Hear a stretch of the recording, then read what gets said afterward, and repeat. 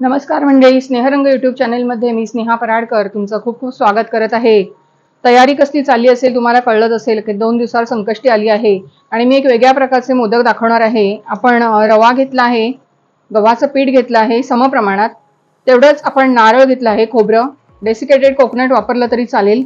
आपण त्यात गूळ वापरणार आहोत आणि अर्धी वाटी गूळ आहे आणि अर्धी वाटी आपण हा किसलेला एकदम बारीक करून घेतलेला खजूर आहे आणि तूप लागणार आहे आपल्याला। 1-2 चमचे बस होईल आपल्याला। वेलची आहे आणि पिस्ताचे काप आहेत। तर आपण रेसिपीला सुरुवात करूया। आपण छोटे 2 चमचे तूप घेतले, साजूक तूप खरपूस भाजून घ्यायचंय।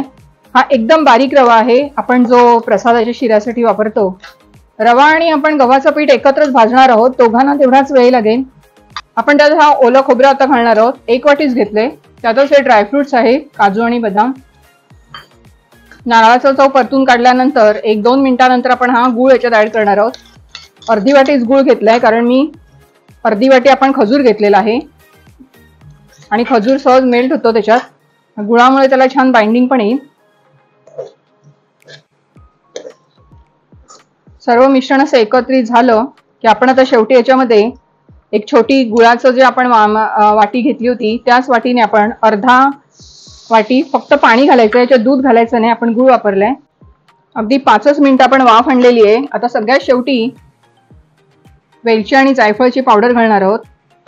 छान असा गोळा झालेला आहे। मिश्रण असं कोमट आहे, एकदम थंड नाही झालंय। आणि आता या साच्यामध्ये थोडेसे असे पिस्त्याचे काप, थोडे गार्निशिंगला असे 2 साईडलाच टाकायचे आणि थोडं थोडं हे मिश्रण याच्यावर असं दाबून घ्यायचं। हल्ली सर्रास साचे वापरतात, त्याच्यामुळे सांगायची काही गरज नाही एवढी। आणि हे झाल्यानंतर हा भाग पूर्ण असा बंद करायचा आणि आता हा खालून आहे ह्याच्यातून असं दाबून दाबून टाकायचंय मिश्रण, की त्याच्या ज्या कडा असतात त्या छान एकदम येतात। अतिशय सोपा प्रकार आहे, ज्यांना कोणाला हाताने करता येत नाही, आणि हे तर साच्यानेच करावे लागतात। हा बघा, इतका सुंदर मोदक झालेला आहे आपला। आपण बाकी पण असे करून ठेवलेत। गणपतीसाठी आपण मस्त अशा मोदकांचा नैवेद्य करून दाखवलेला, आणि हे मोदक इतके सुंदर आहेत की रवा, गव्हाचं पीठ, गूळ, खोबरं आणि नारळ ह्याचा सगळं पूर्ण आपण, आणि किती पटकन झाले ते बघितलं असेल तुम्ही। नक्की या संकष्टीला करून बघा, किंवा आपल्या आता म्हणजे गणपती पण येतील आता, तर नक्की ही रेसिपी करून बघा।